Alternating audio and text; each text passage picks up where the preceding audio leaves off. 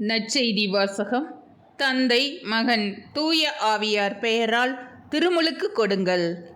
மத்தேயு எழுதிய தூய நற்செய்தியிலிருந்து வாசகம். அதிகாரம் 28, இறை வசனங்கள் 16 முதல் 20.